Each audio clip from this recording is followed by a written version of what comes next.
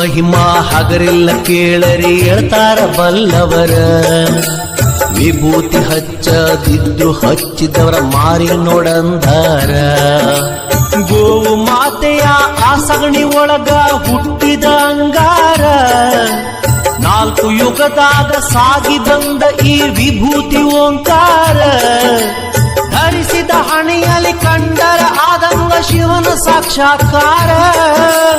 ಏನಂತ ಹೇಳಲಿ ವಿಭೂತಿ ಮಹಿಮಾ ಬಾಳೆಲ್ಲ ಬಂಗಾರ. ಭಕ್ತರ ಹಣಿಮ್ಯಾಗ ಸಿಂಗಾರ. 3 ಬಟ್ಟ ಆ ವಿಭೂತಿ ಒಳಗ ಸಂಗಯ್ಯ ಇರ್ತಾನ. ಹಣಿಮ್ಯಾಗ ಹಚ್ಚಿದ ವಿಭೂತಿ ಬೆಳಕಲ್ಲಿ ಪರಶಿವ ಕಾಣ್ತಾನ. ಬಸವಣ್ಣ ಕೈ ಮಾಡಿ ಕರಿತಾನ.